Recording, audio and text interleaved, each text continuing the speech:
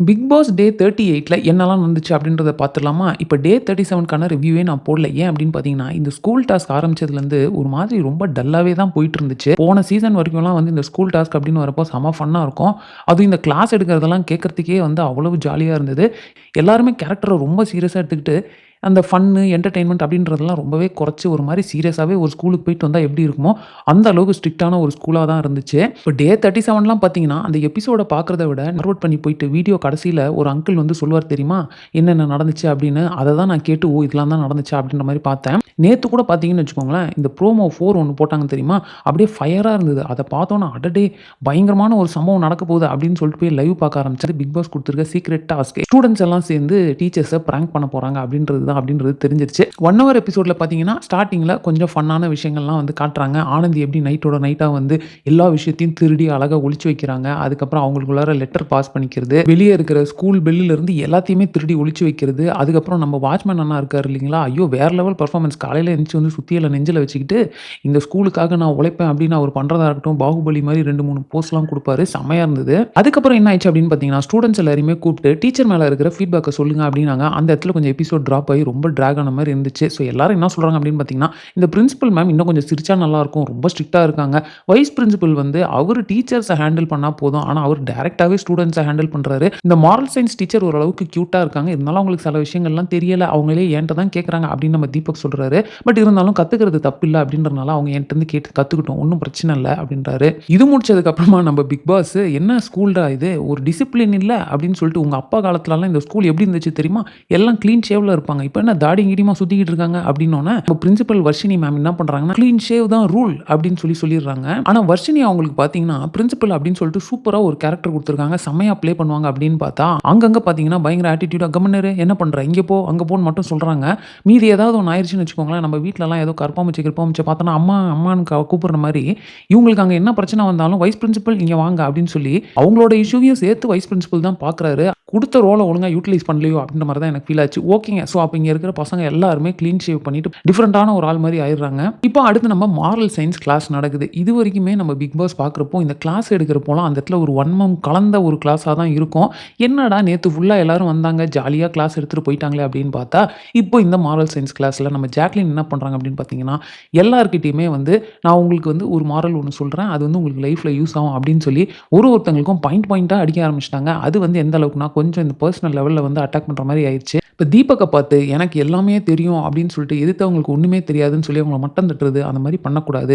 ரஞ்சித் சார பார்த்தீங்கன்னு வச்சுக்கோங்களேன், பேசலாம், பாயிண்ட் வரும் பேசலாம் அப்படின்னு வெயிட் பண்ணிக்கிட்டே இருக்கக்கூடாது. அப்புறம் அந்த பாயிண்ட் போயிரும். தோன்றப்போ பேசிறணும் அப்படின்றது. சௌந்தர்யாக்கு ஆப்பர்ச்சுனிட்டிய வந்து குடுங்கன்னு யாரும் குடுக்க மாட்டாங்க. நம்மளே தான் எடுத்துக்கணும். தர்ஷிகாக்கு பார்த்தீங்கன்னா, ஸ்ட்ராட்டஜி அப்படின்னு போட்டுட்டே இருந்தா பத்தாது. அந்த ஸ்ட்ராட்டஜிய கொஞ்சம் ஒர்க் அவுட் பண்ணியும் காட்டணும். ஸோ இப்படியே அவங்க ஒருத்தருக்கா சொல்லிட்டு வரப்போ, கரெக்ட்டா நம்ம சத்யா வராரு. சத்யா கிட்ட லீடர்ஷிப் அப்படின்ற வார்த்தைய அவங்க யூஸ் பண்ண உடனே பார்த்தா செம்ம கடுப்பாயிடுறாரு. அவரு பல்ல உள்ள கடிக்கிறாரு அப்படின்றது வெளிய பார்த்தாலே நமக்கு தெரியுது.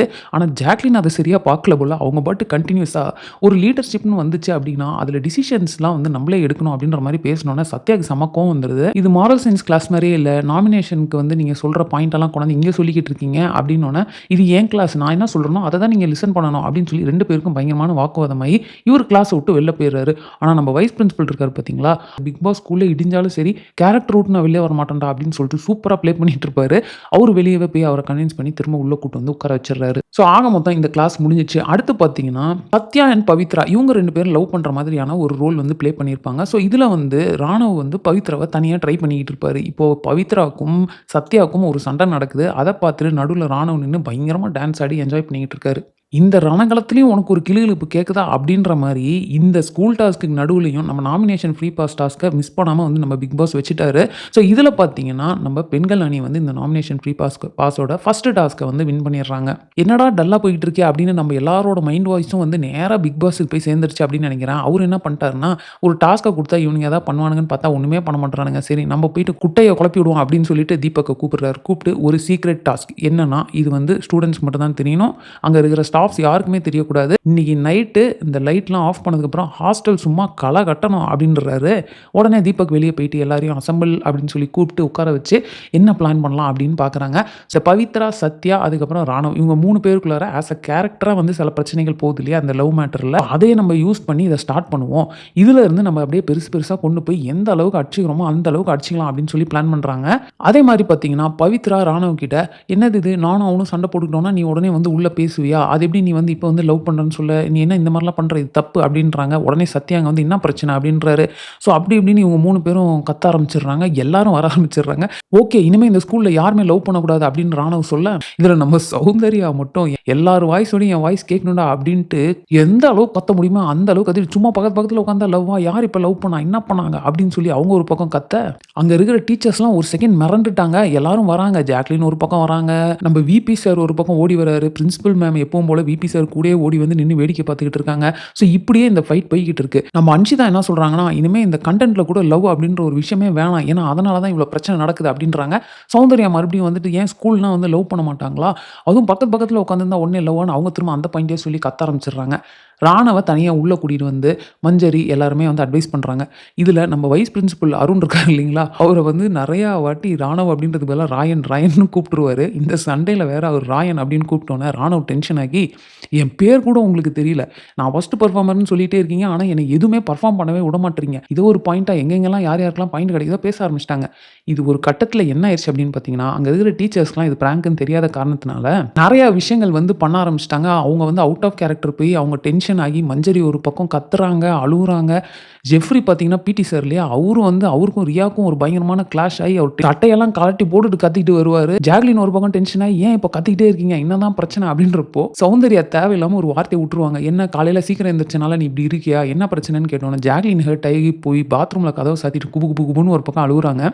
சௌந்தர்யாவுக்கு ஐயோ தேவையில்லாமல் நம்ம வந்து பர்சனலாக வார்த்தையை விட்டோமே, தப்பு பண்ணிட்டோமேன்னு அவங்களும் பாத்ரூம் வாசல்லே உட்காந்து நான் உன் கல்ல கூட உழுவுறேம்மா, நீ கொஞ்சம் வெளியே வந்துரு, தெரியாமல் சொல்லிட்டேன் அப்படின்றாங்க. ஜாக்லின் சொன்னது அதுக்கப்புறம் ரொம்பவே பாவமாக தான் இருந்துச்சு. காலையிலேருந்து நின்று எனக்குலாம் முதுகு வலிக்கு. அவங்க 2 பேர் அவங்களும் மஞ்சரி மட்டுமே வந்து ஃபுல்லாக குக்கிங் பண்ணிகிட்டு இருக்காங்க. மென்ஸ் டீம்லேயும் பார்த்தீங்கன்னா மேனேஜ்மெண்ட் சைடில் இருக்கவங்க தான் குக்கிங் பண்ணணும் அப்படின்ட்டாங்க. மேனேஜ்மெண்ட் சைடில் இருக்கவங்க ஒருத்தருக்கும் குக்கிங் தெரியாது அப்படின்றனால அவங்களுக்கும் சேர்த்து இவங்க ஹெல்ப் பண்ணிக்கிட்டு பயங்கரமான ஒரு கஷ்டம் தான் அது அப்படின்றது தெரியுது நல்லாவே.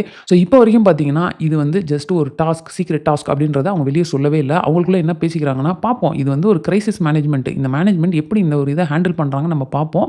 ஸோ இப்போதைக்கு வந்து அவங்க எல்லாரையுமே சமாதானப்படுத்தி உள்ளே போக சொல்லிடுறாங்க. ஸோ அவ்வளோதான், இந்த எபிசோடு இதோட முடிஞ்சிருச்சு. ஸோ நீங்கள் என்ன நினைக்கிறீங்க, இந்த டாஸ்க் இதுக்கு முன்னாடி வந்த பிக் பாஸ் சீசனில் இருந்தது நல்லா இருந்துச்சா, இல்லை இந்த சீசனில் இருக்கிறது நல்லா இருக்கா, இல்லை எனக்கு மட்டும்தான் போர் அடிக்குதா அப்படின்னு தெரில.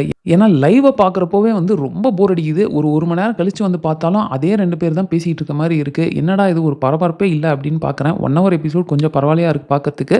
எனக்கு தெரிஞ்சு பெட்டர் நம்ம வந்து வெறும் ப்ரோமோவை மட்டும் பார்த்துட்டு ஜாலியாக இருந்துட்டு போயிடலாம் அப்படின்னு தான் நான் நினைக்கிறேன். ஸோ இந்த வீடியோ உங்களுக்கு பிடிச்சிருந்தா லைக் பண்ணுங்கள், உங்கள் ஃப்ரெண்ட்ஸ் எல்லாத்தையுமே ஷேர் பண்ணுங்கள், மறக்காமல் சேனலை சப்ஸ்கிரைப் பண்ணி என்னை சப்போர்ட் பண்ணுங்கள். நெக்ஸ்ட் ஒரு இன்ட்ரெஸ்டிங்கான வீடியோவில் உங்களை மீட் பண்ணுறேன். அது வரைக்கும் தேங்க்ஸ் ஃபார் வாட்சிங். Bye by.